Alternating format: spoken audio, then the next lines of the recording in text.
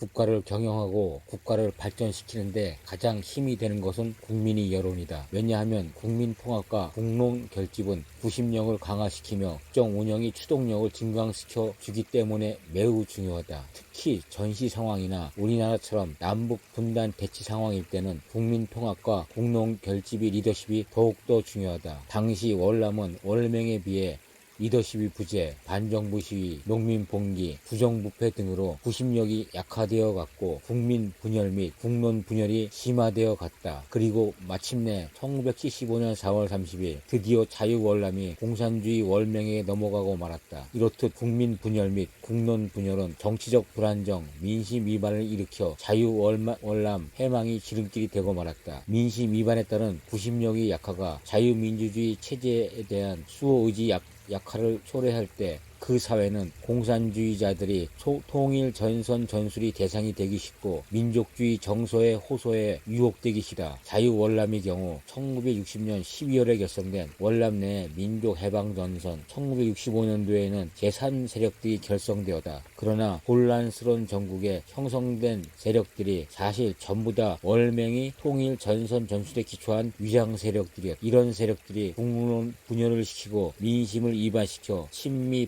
반공주의 정권이 타도를 목표로 하였던 것이다. 그 결과 미국과 월맹 간의 파리 평화협정 타결 후 곧바로 미군이 자유월남에서 철수하자마자 바로 월남을 침공하여 공산화시켰던 것이다. 통일전선 전술이란 통일전선 전술은 1962년 6월 제3차 코민테른 대회에서 레닌에 의해 제시되었다. 각국의 공산 진영은 자신의 세력이 취약할 때 자신이 정체를 숨기고 세력의 규약과 조직의 확장을 위하여 합종 연행하는데 이러한 연대 전술이 통일 전선 전술이다. 통일 전선 전술의 핵심은 각 전략 목표를 달성하기 위해 이해관계를 같이 하기만 한다면 때로는 이념적 적대 세력까지도 수용하는 광범위한 연대 전술이다. 예를 들자면 일본과 싸우기에 중국 공산당이 장개석이 국민군과 손을 잡은 국공합작이며 또 하나의 예는 제1차 베트남 전쟁이다. 전형적으로 세력이 열세인 공산주의 세력이 자유월남이 민족주의 세력과 손잡고 프랑스와 치른 제1차 베트남 전쟁이다. 당시 베트남 공산주의 세력은 외세인 프랑스를 공동의 적으로 간주하고 민족주의 이름으로 저항 세력을 규합하며 세력의 확장을 도모하였다. 베트남 공산주의 세력들은 먼저 외세 프랑스를 타도하자는 명분을 내걸어 월남 내의 다양한 민족주의 세력과 광범위한 연대를 꾀한 뒤 각계각층에 침투하며 공산혁명을 포섭하여 세력을 기하급수적으로 증강시켰다. 그리고 제네바 협정 1954년 7월 20일 체결로 제1차 베트남 전쟁이 막을 내리고 북위 17도를 기준으로 남북으로 베트남이 분단되었다. 그리고 나서 월맹은 자유월남의 대학생, 지식인, 종교계 인사들이 반정부 시위들을 후에서 지휘하며 월남 사회의 정치적 사회적 불안을 증폭시켜가며 자유월남의 고립화와 정권 타도로 소리 높여 외쳤던 것이다. 결국 미국과 월맹은 파리 평화협정 1973년 1월 28일 날 맺고 미군 철수를 한 뒤 월맹은 본격적으로 자유월남 티우 정권을 내부 균열, 국론 분열, 정치적 고립화를 시켜 스스로 자멸되어 마침내 1975년 4월 30일 베트남 공화국 월남은 지구상에서 영영 사라지고 말았다. 공산주의 월맹의 승리 요인은 첫째, 통일 전선 전술에 의한 정치적 승리를 하였고 자유월남이 모든 언론 매체의 좌경화 공작에 성공하여 월남 국민들을 서서히 쇠뇌시켜갔던 것이다. 공산주의 세력이 비공산, 민족주의, 민주주의 세력들과 연대를 통해 전개한 반정부 투쟁은 베트남 정부를 고립화시켰는데 이는 정부의 정책 추동력이 취약과 전쟁 수행 능력이 약화로 직결되었다. 즉 통일 전선 전술에 의한 공산주의자 들이 정치 투쟁의 결과 월남은 내부적으로 격렬한 정치 저항과 투쟁에 부딪혀 통치 능력 및 전쟁 수행 능력을 상실해갔고 내부적으로 무너지기 시작하였던 것이다. 둘째, 월남이 자생적 빨갱이 당인 베트남 노동당과 월남이 민족해방전선과 월맹의 공산당이 끈끈한 유기적 관계를 통하여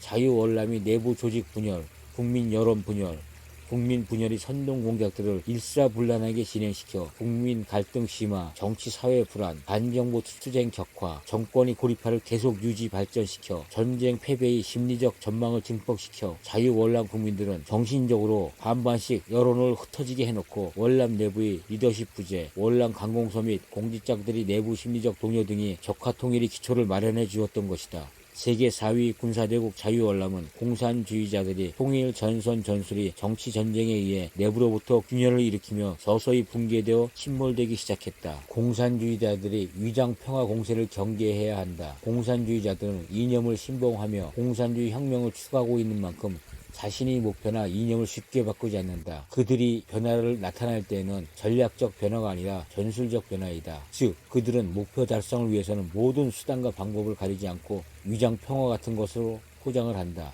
일례로 월명의 구정공세와 월명의 연립정부 구성 제의들이다. 1968년 구정설을 앞두고 베트콩, 월남 내의 자생적 발견이와 월맹은 미군과 월남군에게 일주일 동안 평화를 제의했다. 월남과 미군이 경계를 느슨해지게 유도해놓고 기습 공격을 감행하였던 것이다. 이렇듯 공산주의자들이 위장 평화 공세를 주의하여야 한다. 그리고 월맹이 좌우 연립정부의 구성 제의도 공산주의자들의 위장 평화 공세의 한 사례이다.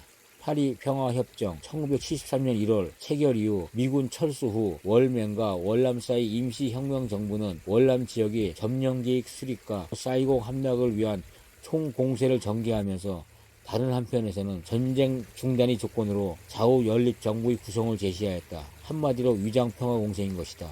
다시 말해 월맹은 친미 반공주의자인 치우 대통령의 사인과 세 번째 좌우 연립 정부 구성을 제안하면서 위장평화 공세를 적극적으로 전개하였다. 그 결과 월남의 티우 대통령이 사임하고 그네들이 요구대로 민족주의자인 쯔엉 반민이 대통령으로 취임하였다. 대화주의자인 쯔엉 반민은 전쟁의 중단과 베트남 평화에 대한 순진한 희망을 가지고 월맹과 좌우 연립 내각 구성을 촉구했으나 월맹은 그 같은 제의를 무시하고 월남 침공을 단행하여 무력 공산 통일을 완성했던 것이다. 이처럼 베트남 전쟁이 사례에서 나타나듯이 사회주의 혹은 공산주의자들이 투쟁이 아닌 평화적 해결을 주장할 때는 반드시 그들이 전략적 의도를 정확히 파악해야 한다. 그네들은 100% 순수하지 않기 때문이다. 반드시 꿍꿍이 속에 있는 것이다. 자, 우리 현실을 보자. 법무부 장관 조국 임명을 두고 국론이 분열되었다. 난 법무부 장관 조국 임명을 두고 임명을 하면 뻔히 국론이 분열이 될 것을 알고 있는데도 임명을 한 이유는 반드시 있을 것이다. 검찰개혁, 사법권, 독립, 사법개혁 운운하는 것은 하나의 빌미다. 검찰개혁은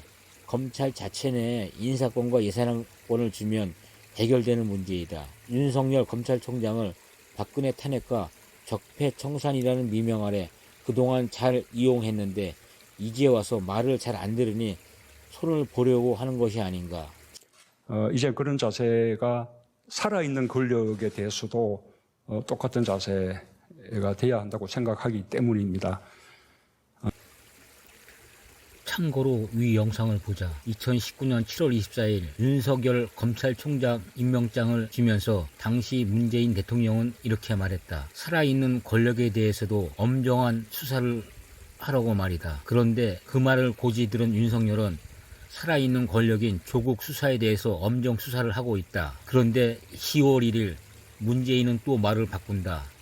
자고로 통치자의 말은 진중하고 일관성이 있어야 일반 백성 민초들이 믿고 따르는 것이다. 시정 잡배도 아니고 일국의 통치자이며 지도자인 문재인 대통령 한마디 한마디가 조변 섞게 하는 것은 말이 안 된다. 그렇다면 어느 백성 민초들이 앞으로 문재인 대통령이 말을 믿고 따르겠는가. 정말 안타까울 뿐이다.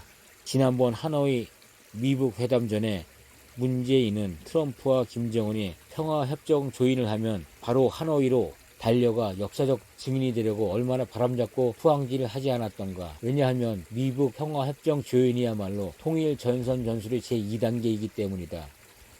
평화협정이 맺어지기만 하면 남한의 종북 발경이와 북한 정권은 주한미군 철수를 외치며 국론 분열과 민심 위반을 외치며 국내를 좌우익 정쟁의 도가니로 몰아갈 것이다. 남한의 종북 발경이와 자유월남 내의 민족해방 전선과 역할이 똑같은 것이다. 또 하나 현 문재인 정부가 독립투사 운운하고 반일 감정을 부추겨 민족주의를 고창시키는 것은 바로 월명 정부가 자유월남이 민족주의자들을 자기네 편으로 끌어들여 덕화통일을 이룬 선례가 있지 않았던가. 아무튼 문재인이 머릿속에는 온통 김대중이 구상한 낮은 단계의 고려연방제를 실현하려고 모든 언론 매체를 동원하여 어리석은 국민들을 세뇌시키려고 무척 노력 중이다. 이 모든 정책들이 통일 전선 전술이 일환이라는 것을 모든 지혜로운 백성 민초들이 깨우쳐야 한다. 그리고 로마 시대의 먼 역사도 아니고 불과 몇십 년 전에 이웃 자유월남이 겪은 교훈이 있지 않는가.